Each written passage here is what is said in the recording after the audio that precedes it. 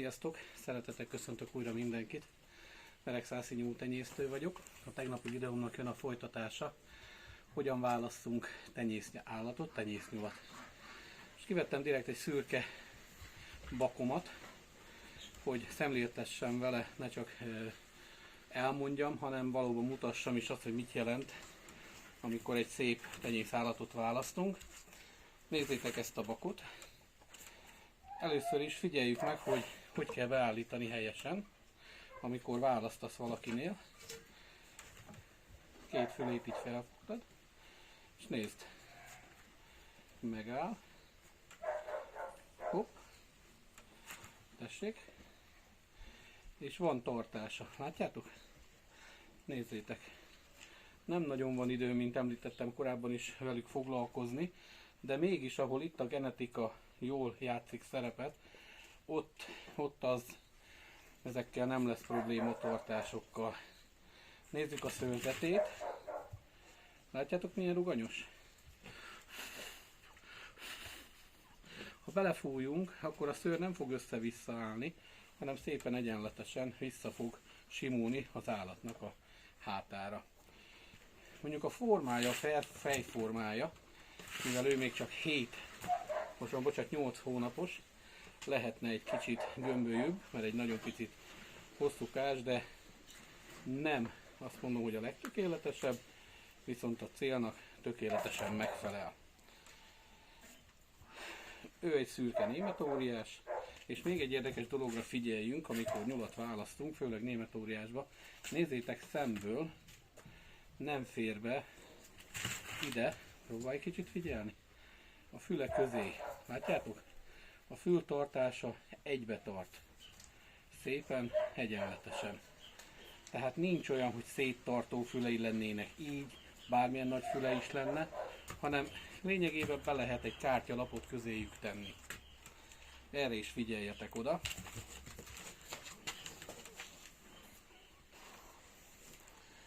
Ugyanezt nézzük meg lepke torkába. Szegényke meg van nagyon ijedve. Nem nagyon szoktam kivenni.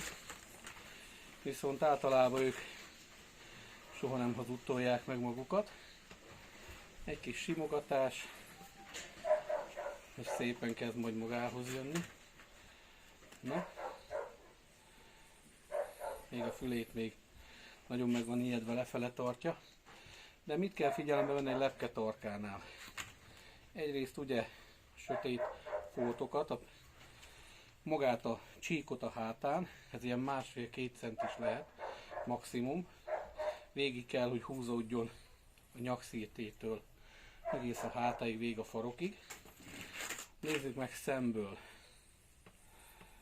Ugye az óra körül, ezért is hívják lepke torkának, ha megfigyelitek, egy lepke alakú az óra környéke és a szája környéke. A szeme körül szintén sötét, és mind a két oldalt az arcán vagy a pofáján van egy-egy fekete pötty. Általában ezek 7. Az az ideális, hogyha 7 pötty van itt az oldalán. Hát ennek ezen az oldalán 2, 4, 5 van. Tehát ebben már mondjuk, még ha egy kicsit játszadoznék, na ez már vele, akkor még egy versenyre be is tudnék nevezni. Viszont a szőrzete leértékelést kapna, mert most volt ugye a vedlési időszak, bocsánat, nem jutnak eszembe a szavak, és nagyon fontos, hogy itt van egy kis eltérés, tehát nem tökéletesen egyforma szélességű a hátán a csík. De mivel nagyon jó vérvonalból származik, így bízok benne, hogy a hölgyekkel, amiket meghagytam a számára, nagyon szép példányokat fog majd produkálni.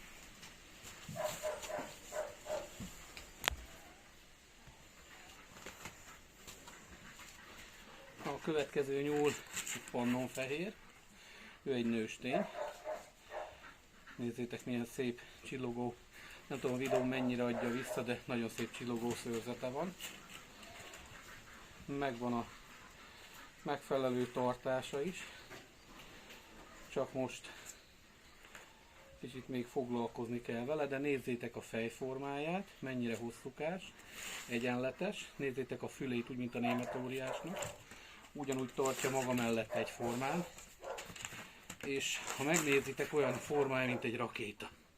Nézzétek így, hogyha így beállítom. Széles hát, és elvéknyodó, mint egy háromszög. Nagyon fontos, hogy egy húsnyúlnak így kell kinéznie.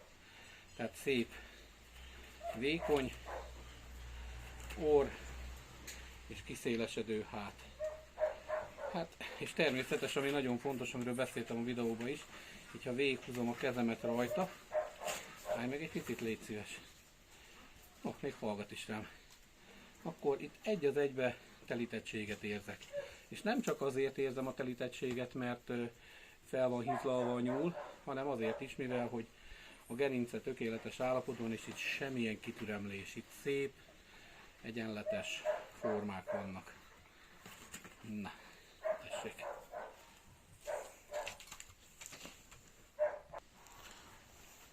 Következő nyulam, ugye egy Kaposvári Egyetemről származó tenyészbakom. Nézzétek, milyen picike a füle, és milyen gömbölyű a fejformája. Az új-zélandi fehér, amit ugye legjobb tudomásom szerint belevittek a pannonfehér vérvonalba, tehát abból tenyésztették ki, abból is, az benne van. Teljes mértékben. Tökéletes egy tömb, egy ilyen henger alakú forma.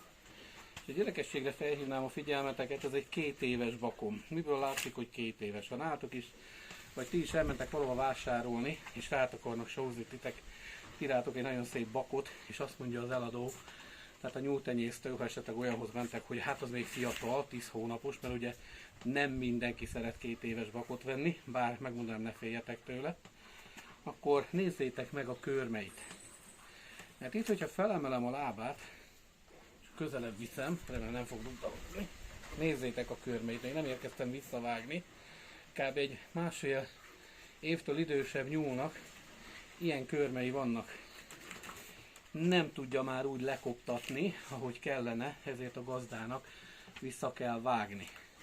És bármilyen profin és ügyesen vágja vissza, bármilyen ollóval, maga visszavágás látszani fog, tehát rá tudsz nézni, hogy az már nem fiatal, ahogy ő mondja, és ez alapján is láthatod, hogy akkor azért nem egy becsületes nyúltenyésztő. Én ilyenkor azt javaslom, az olyat kerüljük, hogyha nincsen például fülszámozva a nyuszia, de ha van is, és véletlenül azt látod, hogy 1 évesre mondja, de hatalmas körmökkel rendelkezik, akkor az lehet vagy egy rendellenesség, tehát akkor sincs rá szükséged, vagy ha nem rendellenesség, akkor az a nyuszi idősebb, mint amire a gazdája mondja.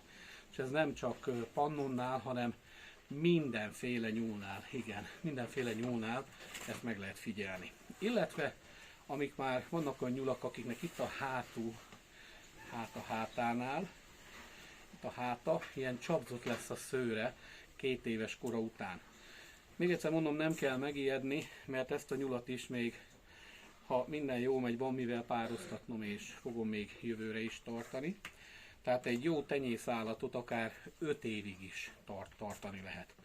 Abban az esetben, ha látod, hogy visszaesik az alomszám, mikor egy fiatallal pároztatod, tehát kevesebb, mint 7 nyúl lesz pároztatásonként, és ezt más nősténynél is megismétli, akkor érdemes lassan gondolkodni rajta, hogy akkor már kiszolgálta saját magát. De egyszerűen gyönyörű, nézzétek meg. Egyszerűen nem lehet mivel belekötni.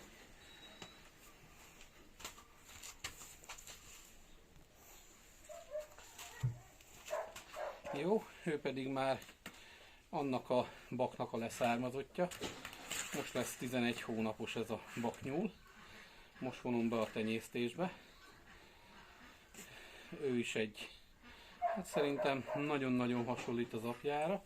Nincs olyan tökéletes gömbölyű a fejformája, viszont testileg egy picivel nagyobb is, mivel az anya, amivel pároztattam, olyan 4,5 kilós volt, majdnem 5, úgyhogy ez örökölt az anyától is a nagyságot, de bakként én biztos vagyok benne, hogy jól fog funkcionálni, és ugyanaz a szőrzet, bár egy picivel hosszabb, de még mindig a tűrés határon belül van, mint ami, és a gerince is tökéletesen egyenletes. Érezni az embernek a kezével, hogy végighúzod rajta. Fontos, hogy tiszta legyen a fül, nézzétek át. Nagyobb nyulak esetében még a talpát is meg kell nézni, mert főleg a német óriásoknál problémát jelent a rácspadozat miatt a talpfekélynek a kialakulása. És maga a talpfekély egy olyan betegség, amit szinte lehetetlen normálisan kigyógyítani, vagy pedig nagyon-nagyon sokba fog kerülni, sokba fog fájni, mire ezt kigyógyítsátok.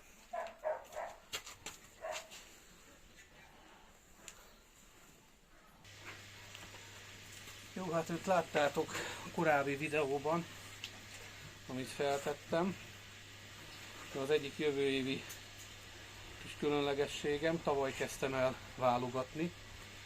Ugye tudni kell róla, hogy van benne fehér vérvonal is, hófehér német óriás, az apja pedig egy vasderes, és az anyja egy vasderes volt, az apja volt hófehér német óriás. Ugye azok a tulajdonságok, ha megnézitek szemből is, megvannak, amiről beszéltem. Tehát a kiválasztás szempontjából fülébe én úgy gondolom belekötni nem lehet.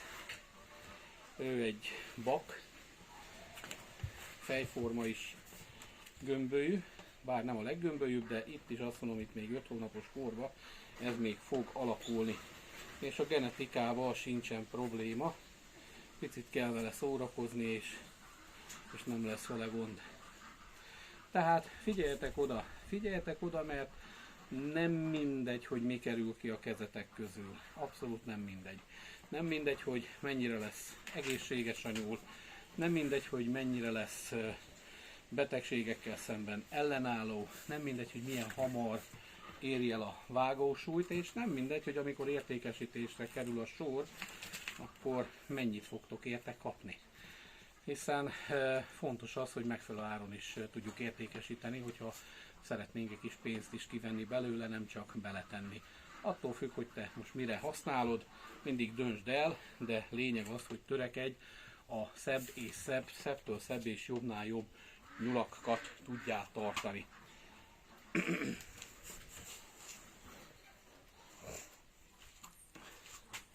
És még megragadom az alkalmat, hogy sokan kérdezitek, hogy mennyire lehet a nyulat értékesíteni. Hogy megéri-e, nem éri-e meg. Hát meg azt tudom mondani, ha nem érné meg, nem csinálnám. Az, hogy pedig mennyire adod a nyulat, ez mindig sok minden tényezőtől függ. Először is, hogy milyen rá a kereslet. Azon a környéken, ahol élsz, mennyire jó a kereslet. Mennyire tudod úgymond akár reklámokkal, akár hirdetésekkel növelni a keresletedet. Van-e lehetőséged akár nagy tételben értékesíteni a húst, vagy nincs erre lehetőséged. Ezt mindig körbe kell nézned, be kell lőni az árakat, és számolgatni, mert az a fajta tartás, hogy csak tartom, azt eladom, amennyiért tudom, nem látom helyesnek, mert nagyon sok munkát igényelnek, főleg ha jól akarod csinálni. Persze vannak, akik csak így behajgálják a hátsó udvarra, és írogatnak is nekem kommentet, hogy a nyulat szabadtartásban kell, meg nagy területen, és sokszor egyet is értek, hogy ha vágónyulakat tartanék, fogok is jövőre csinálni egy ilyet, 2 szabad területet nekik, ahol nyugodtan ugrálhatnak, szaladgálhatnak, de őket mind vágni fogom. Tehát még véletlenül se fognak bekerülni a tenyésztés folyamatába, mert a tenyésznyulakat csak úgy tudsz tartani, ha ellenőrzötten tudod tovább szaporítani őket. Ahhoz pedig, hogy ellenőrzötten tudjad, szükséges a ketreces tartás. Ha másképp meg tudod oldani, mondd el a titkot, hogy csinálod másképpen, hogy ne legyen testvér a testvérrel, ne legyen verekedések, ki tudsz szűrni a problémás nyulakat, és a többi, és a többi. Én úgy gondolom, így a legegyszerűbb, de szívesen fogadok mindig jobb tanácsokat. Hát hirtelen, röviden és tömören ennyi. Továbbra is azt tanácsolom mindenkinek, hogy gondold meg, hogy miért kezdesz bele. Nagyon hasznos állatok, nagyon jó szaporodnak, nagyon Érdemes őket tartani, főleg ha csak saját rész és nagyon finom. Én már csináltam belőlük füstölt kolbászt, natúr sütnivaló kolbászt, akkor füstöltem már nyulat is, bár az én receptem még nem volt olyan tökéletes, mint egy barátomé, őtőle most az ő receptje alapján most fogom füstölni. Szoktunk belőle levest főzni rendszeresen, illetve darált húsnak, fasírozottnak és a többi felhasználjuk. Mellette gulyásleves, ugye, gulást készítünk belőle, bográcsost készítünk belőle, és még sorolhatnám. Ami elképzelés van, mindent. Természetesen megfelelően keverve több más húsokkal. Én úgy vagyok vele, hogy inkább eszem azt a húst, amennyire csak tőlem telik, amit én állítok úgymond elő, mint hogy vegyem a boltokból vagy a piacról az ellenőrizetlen, vagy hát jó, még Magyarországon csak odafigyelnek rá, de itt nálunk, itt azért annyira nem. Tehát amit hoznak ilyen Lengyelországból be, disznót, hát az gyerekek, az olyan, mint a gumi, az a disznó, és az a legolcsóbb, és azt etetik az emberekkel. Még jó, hogy vannak itt is olyanok, akik kitartanak, 10, 20, 50, 200, 300 disznót tartanak, na azoktól még ha táppal is etetik őket, még akkor is 100-szor jobban megéri megvásárolni, mint az ilyen nagy húsgyárakból. Hát köszönöm a figyelmeteket, nem szeretném tovább untatni titeket, ha kérdésetek van, írjatok. Ahogy ígértem, a következő videóm most már valóban a nyulak betegségei lesz. Sziasztok!